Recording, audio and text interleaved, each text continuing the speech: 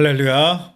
워싱턴 한인연합장로교회 성도 여러분, 오늘도 하나님의 뜻대로 살아내기 위하여 말씀 앞으로 나오신 여러분들 한 분 한 분에게 하나님께서 보호하심과 또 번역의 축복을 누리게 하여 주시기를 축복합니다.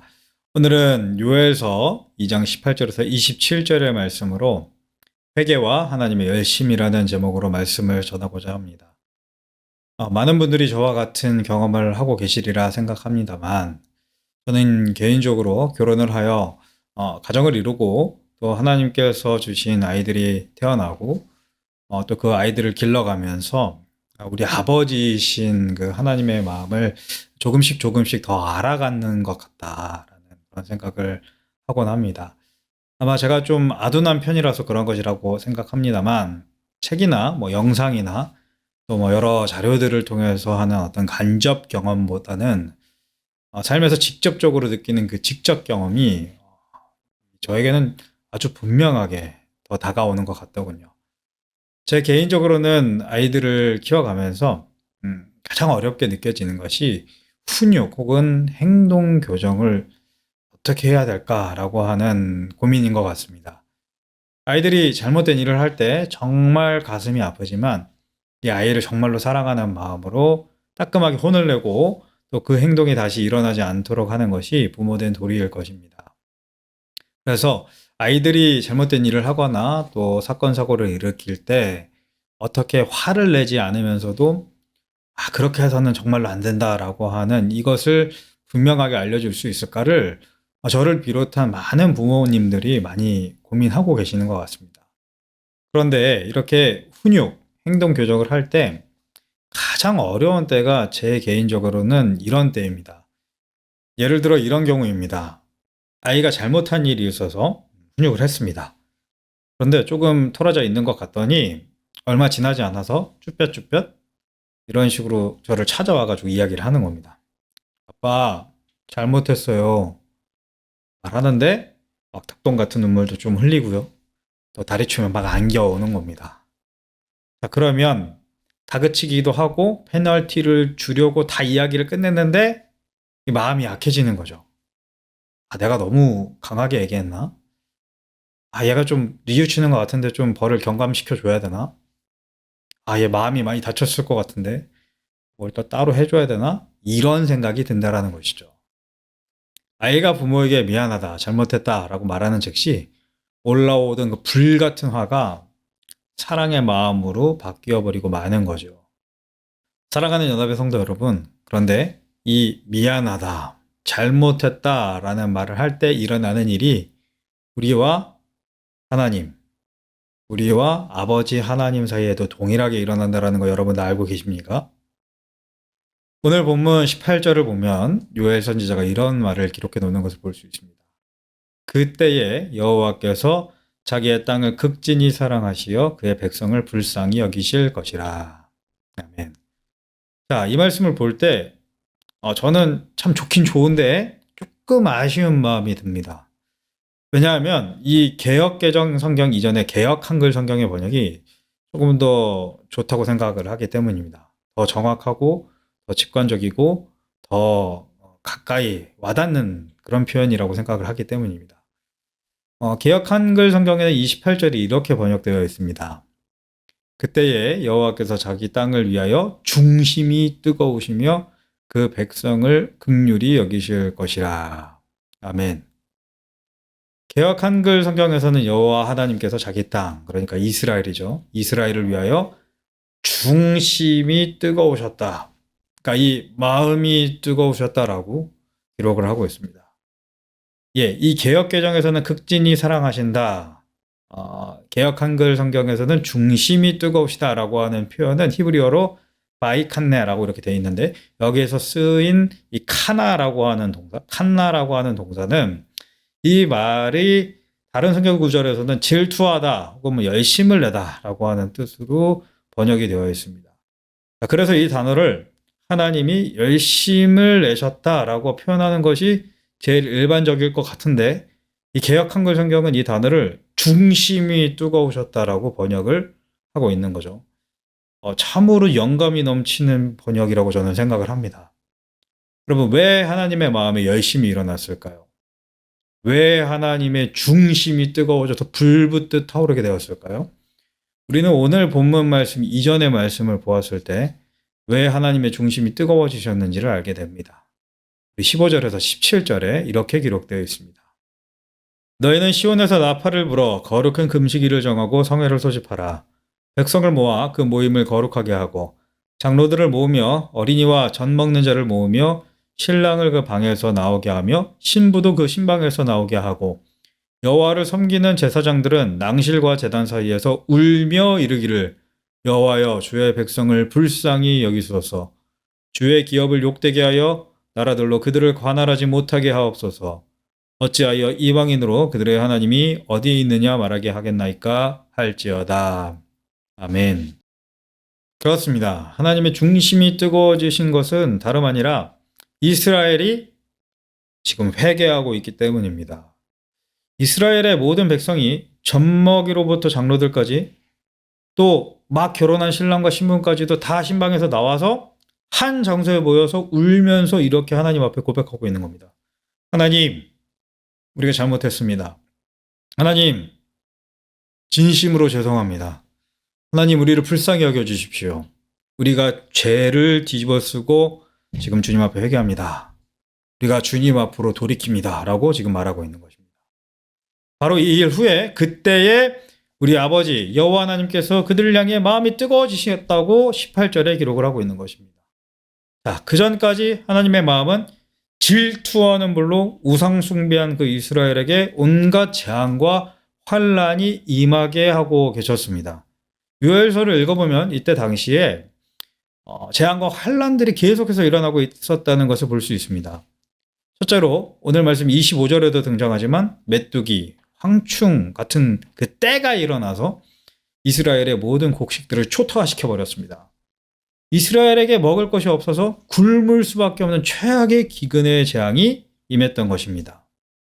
둘째로 오늘 말씀 20절을 보면 전쟁의 환란이 북쪽으로부터 밀어 닥치고 있는 것을 볼 수가 있습니다.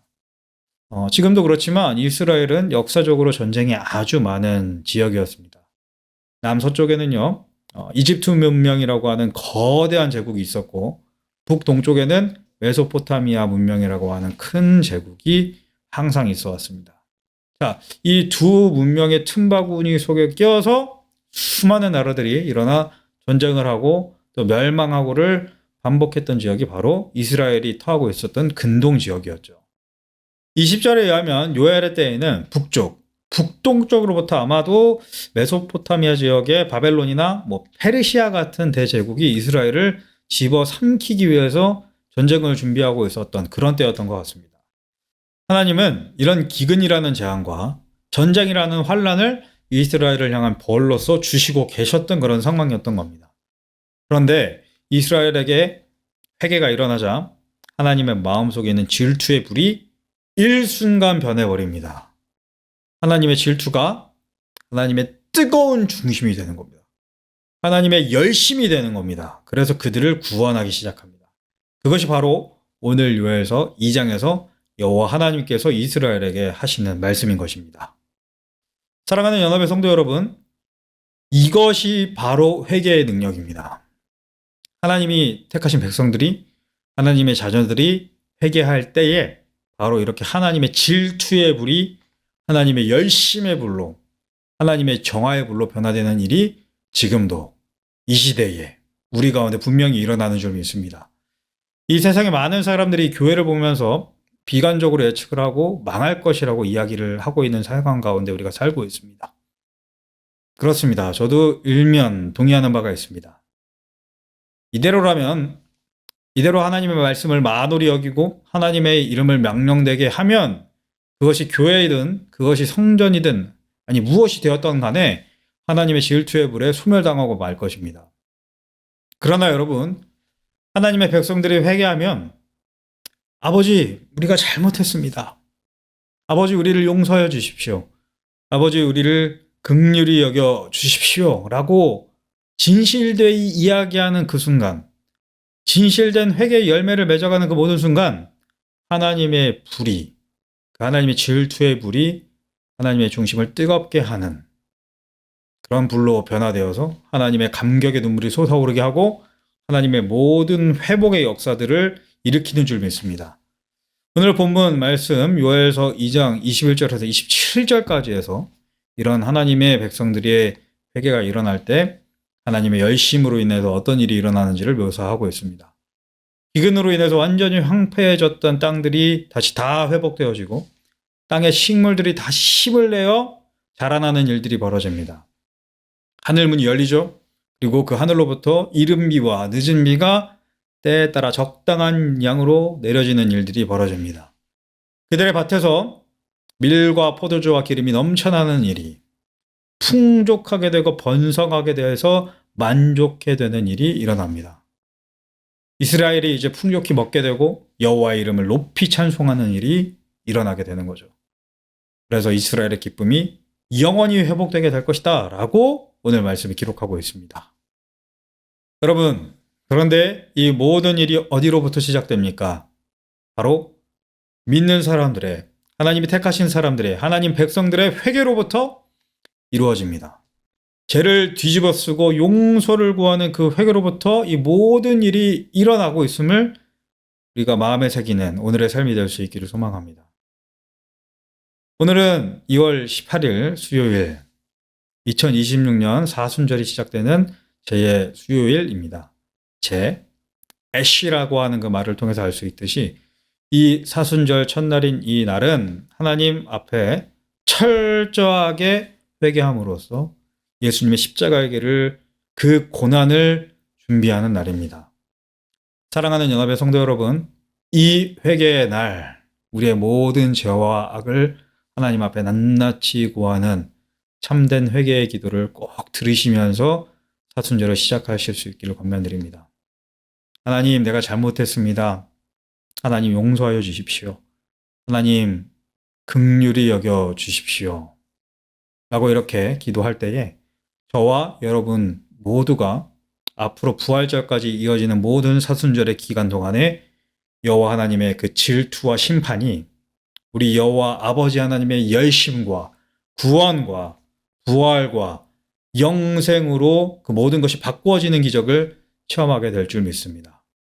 기도하겠습니다. 하나님 아버지, 감사합니다. 회개하라, 천국이 가까이 왔느니라 말씀하여 주시며 공생애를 시작하신 예수님의 말씀을 기억합니다. 그 회개가 이루어질 때 우리의 죄악을 보고 진노하여 심판하셔야만 하는 그 하나님의 질투의 불이 하나님의 중심을 뜨겁게 하며 모든 회복을 일으키는 회복의 불로, 성령의 불로 변화되게 되는 기적을 우리가 체험하게 될 줄 믿습니다. 회개할 때 우리의 삶에서 황폐해졌던 모든 것이 회복되는 역사가 일어날 줄 믿습니다. 회개할 때 우리의 모든 대적들이 물리쳐지는 역사가 일어날 줄 믿습니다. 회개할 때 하늘로부터 은혜의 이른 비와 늦은 비가 내리는 역사가 일어날 줄 믿습니다. 회개할 때 우리의 삶에서 하나님의 번영케 하시는 역사 속에서 만족해 되는 역사를 우리가 누리게 될 줄 믿습니다. 여호와 하나님께서 우리 아버지의 하나님이심을 믿으며 자녀답게 하나님 앞으로 나아가 울며 가슴을 찢으며 용서를 구하는 그 회개의 일을 시작하는 오늘이 되도록 인도하여 주옵소서. 이 모든 말씀 우리에게 회개의 길을 가르치시고 십자가를 지심으로 하나님의 진노의 불을 하나님의 성령의 불로 바꾸어 주신 우리 주님 예수 그리스도의 이름으로 감사하며 기도하옵나이다. 아멘.